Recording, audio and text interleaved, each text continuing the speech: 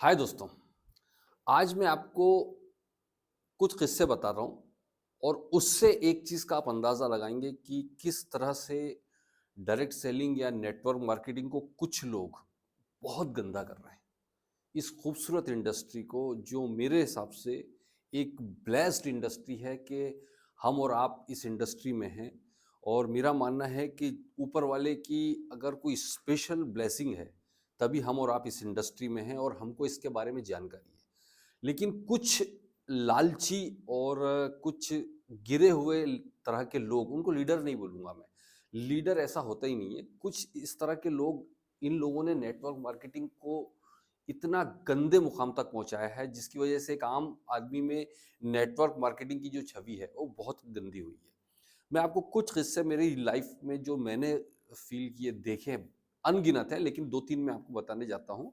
जैसे अभी हाल ही में मेरी टीम में एस्टोनिया में कुछ लोग हैं। अभी एक लीडर से बात हो रही थी मेरी, तो उन्होंने अपने बारे में बताया कि वो एक तथाकथित कंपनी में क्राउन एम्बेसडर थे। लेकिन इस टाइम उनकी फाइनेंशियल हालत बहुत ज़्यादा ख़राब थी। तो मैंने पूछा कि सर, आप क्राउन एम्बेसडर थे, आपकी फाइनेंशियल स्थिति तो बहुत अच्छी होनी चाहिए। तो फिर उन्होंने किस्सा सुनाया कि साहब, हमारे जो अपलाइन थे, उन्होंने हमें मोटिवेट करके लेवल अचीव करने के लिए, अपना पैसा इन्वेस्ट करने के लिए इनकरेज किया, ताकि हम आपका रिकॉग्निशन कर सकें, लोग देखेंगे। और उनके मोटिवेशन में आके मैंने करीब 25 लाख रुपए का इन्वेस्टमेंट कर दिया, अपनी रैंक को बरकरार करने के लिए या अपनी रैंक को लेने के लिए। और उसके बाद में जब वो रैंक अचीव कर उन्होंने की, तो उसके बाद उनका जो अपलाइन था, उसका भी रैंक अचीव हुआ। उसके बाद में वो पता नहीं कहाँ गायब हुआ।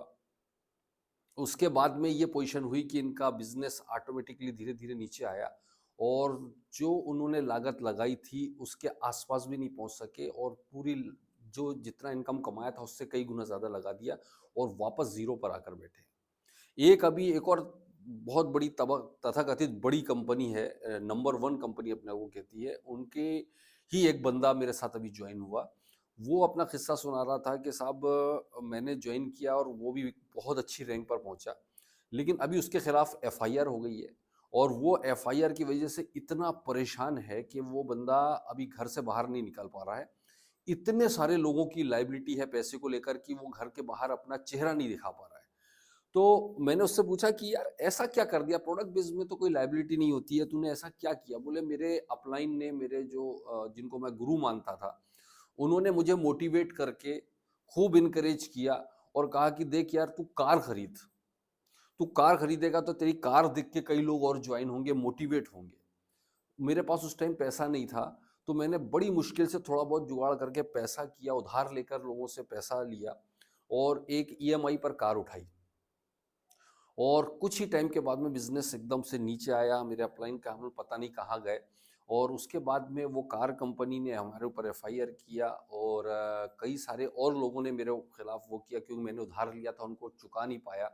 और आज ये पोजीशन है कि पिछले साल भर से वो बंदा बिल्कुल साइलेंट मोड में घर के अंदर बैठा हुआ है और घर में अपना चेहरा नहीं दिखा पा रहा है। उसकी कार भी लेकर चले गई कंपनी, कार भी खींच गई और वो बिल्कुल माइनस में, ज़ीरो भी नहीं बोलूँगा, माइनस में आकर बैठा हुआ है। एक अभी मेरी एक लीडर से बात हुई। उस बंदे का कहना है कि सर, वो क्रिप्टो में चला गया था। क्रिप्टो में शुरू-शुरू में मैंने कुछ कमाया, मुझे मोटिवेशन मिला कि यार, इसमें तो बहुत अच्छी कमाई है। ये सोच के मैंने क्या किया कि अपना क्रिप्टो का जो बिज़नेस है बढ़ाते गया, लोगों को जॉइन कराते गया। और आपको भी पता है, हमको भी पता है, मैं हमेशा से चिल्लाता रहा हूँ, बोलता रहा हूँ कि इस तरह के फर्जी क्रिप्टो कॉन्सेप्ट्स में कुछ लोग कमा लेंगे शुरू-शुरू के, बाकी लोग सिर्फ तबाह होंगे, क्योंकि ये बिज़नेस होते ही नहीं है। तो उस बंदे ने आखिरकार, वो कंपनियाँ बंद हुई, उसके ऊपर बहुत बड़ी लायबिलिटी आई और उसने अपनी 8 एकड़ पुश्तैनी ज़मीन बेच के उसकी लायबिलिटियाँ चुकाई। उसका बेटा अभी डिप्रेशन में है, यंग है, 24 साल का बच्चा है, डिप्रेशन में चला गया। वो मुझे फ़ोन करके बोला कि सर, कैसे इसको डिप्रेशन से बाहर निकाला जाए, कुछ कीजिए। मैं उसके लिए उससे काउंसलिंग किया, उससे बातचीत किया। ऐसे अनगिनत किस्से हैं जिन्होंने नेटवर्क मार्केटिंग इंडस्ट्री को बदनाम कर दिया है, कई लोगों की ज़िंदगियों को ख़राब किया है। तो मेरा सिर्फ़ कहने का मकसद ये था कि मैंने शुरू में भी आपको बोला कि इससे खूबसूरत इंडस्ट्री, इससे बेहतरीन इंडस्ट्री हो ही नहीं सकती, जहाँ आप ज़ीरो लागत के साथ में अनलिमिटेड इनकम जनरेट कर सकते हो। लेकिन होता क्या है, होता यह है कि हम दिखावे के चक्कर में हम लोगों को, हमारी गलतफहमी ये हो गई है कि हम अपनी अपनी कार, अपने बंगले, अपनी लाइफस्टाइल दिखाकर लोगों को इम्प्रेस करेंगे। भाई ये सब पुराना हो गया है, कोई इम्प्रेस नहीं होता है इससे। मेरे सामने आप कितनी भी बड़ी कार लेकर आ जाओ कोई प्लान दिखाने के लिए, मैं आपको भगा दूंगा। मैं कभी आज तक अपनी लाइफ में किसी की कार देख के इम्प्रेस नहीं हुआ हूं। मैंने प्लान देखकर, कंपनी देखकर इम्प्रेस हुआ हूं। आपका स्पीच पैटर्न देखकर मैं इम्प्रेस हुआ हूं। आपका प्रेजेंटेशन देखकर मैं इम्प्रेस होता हूं। मैं आपका नॉलेज देखकर इम्प्रेस होता हूं। कभी भी इस तरह का फटीचर टाइप का आदमी कोई बड़ी सी कार लेकर आ गया और आपके सामने कोई प्लान लेकर आ गया, कोई इम्प्रेस नहीं होता। ये आपकी गलतफहमी है, लोगों के बहकावे में ना आए। आप कभी भी अगर नेटवर्क मार्केटिंग कंपनी में हैं तो कोई भी कार या कोई भी काम ईएमआई पर ना करें, ये मेरा सजेशन, क्योंकि मैं एक फाइनेंशियल एडवाइजर भी हूं, इसलिए मैं आपको ये चीज की सलाह दे सकता हूं कि ईएमआई पर वो काम ना करें, क्योंकि ये एक सीसॉ की तरह है। बिजनेस हमेशा सीसॉ होता है। कभी भी, मैं नेटवर्क मार्केटिंग की बात नहीं कर रहा हूं, कोई भी बिजनेस हो, हम कोई सैलरी बेस्ड वो नौकरी पेशा लोग नहीं है कि आपकी 1 तारीख को इतनी इनकम आने वाली है।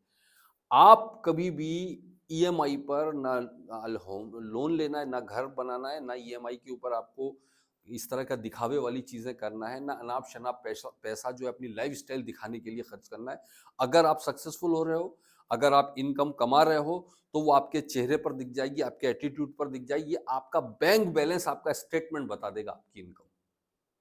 लेकिन आपको उसके लिए इस तरह का दिखावा करके अपने आप को बर्बाद करना, और ना ही मैं अपने 22 साल की लाइफ में, कैरियर में, आपको नेटवर्क मार्केटिंग कैरियर में कोई बंदा ये नहीं बोल सकता कि मैंने कभी किसी को ये कहा कि तू कार खरीद ले। बल्कि मैं तो उसको ये कहता था कि हमेशा पहले भाई अपना सेविंग कर, अपना जो पैसा आता है उस पैसे को 40% पैसा वापस री इन्वेस्ट करो बिजनेस के अंदर, बाकी पैसा अपने फैमिली के लिए और सेविंग के लिए करो। और जब आपके पास इतना प्रॉपर सेविंग हो जाए कि जब आप कैश में अपनी लाइफस्टाइल पूरी कर सको बिना किसी लोन के, तब आप आराम से अपनी लाइफस्टाइल पर खर्च करो। लेकिन पहले अपने आप को सेव करो, हमेशा कहता हूँ। दूसरा, अगर आप जॉब कर रहे हैं कहीं, तो जोश में आके आपके अपलाइन बोल देंगे कभी आपको कि तू अब जॉब छोड़ दे। मेरे पास कई फोन आते हैं कि सर मैं इस लेवल पर पहुंच गया हूँ, अब जॉब छोड़ दूंगा। मैं कभी नहीं बोलता तेरी 1 करोड़ की भी इनकम आ जाए जॉब मत छोड़ भाई। तेरा तेरा जो ट्रेडिशनल काम को करते हुए जब इस लेवल पर पहुंच गया तो आगे भी पहुंचेगा, फिर क्या प्रॉब्लम है। नहीं तो कई लोग निकम्मे हैं, आपने देखा होगा 24 घंटे भी नेटवर्क मार्केटिंग कर रहे हैं लेकिन वो किसी भी लेवल पर नहीं पहुंच पाए। उससे फर्क नहीं पड़ता है आप पार्ट टाइम कर रहे हैं या फुल टाइम, आपका डेडिकेशन क्या है, आपका कमिटमेंट कैसा है, इससे आपकी सक्सेस मिलेगी। पार्ट टाइम या फुल टाइम से मतलब नहीं है, आप कितना क्वालिटी टाइम देते हो, ये आपकी सक्सेस डिसाइड करती है। तो मैं आप लोगों से ये वीडियो बनाने का मकसद आपसे सिर्फ यही था कि नेटवर्क मार्केटिंग इंडस्ट्री में जब आप आते हैं तो लोगों के इन्फ्लुएंस में आकर कोई भी जल्दबाजी में डिसीजन ना लें, कोई भी उधारी में, ईएमआई में अपनी लाइफस्टाइल या अपने दिखावे पर कभी भी अपना पैसा खर्च ना करें। नहीं तो आप अपने साथ साथ अपने लोगों का भी करियर तबाह करते हैं। और यही वो लोग हैं जिनको मैं इनके लिए मेरे पास अच्छे शब्द नहीं है, इसलिए मैं आपको बोल नहीं रहा हूं, लेकिन यही इन्हीं लोगों ने इस इंडस्ट्री को तबाह किया है। ये लालची लोग हैं, ये वो अपने लालच के लिए, अपने स्वार्थ के लिए कई लोगों की ज़िंदगी ख़राब करते हैं, इनोसेंट लोगों की ज़िंदगी ख़राब करते हैं। क्योंकि बेचारे कई यंगस्टर्स आ जाते हैं, उनको पता नहीं होता है, वो उनके इन्फ्लुएंस में आ जाते हैं।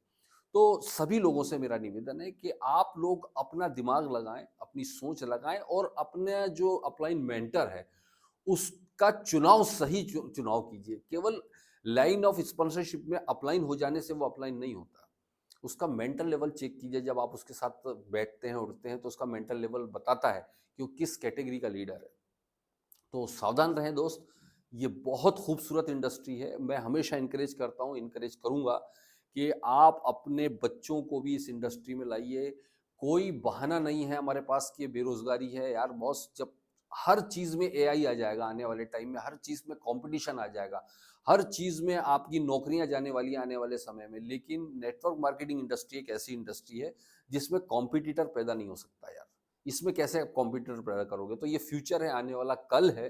अपनों को, अपने बच्चों को बेफिक्र होकर इस इंडस्ट्री में लेकर आइए। और इस खूबसूरत इंडस्ट्री में पैसे के साथ साथ आप पर्सनालिटी डेवलपमेंट, एक कल्चर और ये जो चीज़ आप सीखेंगे ना, ये दुनिया की किसी भी यूनिवर्सिटी में, स्कूल, कॉलेज में नहीं सिखाया जाता है। वो जो पर्सनैलिटी डेवलप यहाँ पर होती है। तो मैं आप सबको आह्वान करता हूँ, आप सबसे निवेदन करता हूँ कि आप इस खूबसूरत इंडस्ट्री को जॉइन कीजिए, अच्छी कंपनी देखिए, अच्छे लोग देखिए और उसकी कार, बंगला देख के इम्प्रेस मत होइए। अच्छे लोग, अच्छी कंपनी, कंपनी का बैकग्राउंड चेक कीजिए, कंपनी का प्लान चेक कीजिए और वो लोग चेक कीजिए जो उस कंपनी को बिल्ड कर रहे हैं। ये सब देखकर आप अच्छी कंपनी को जॉइन कीजिए। Wish you all the best दोस्त।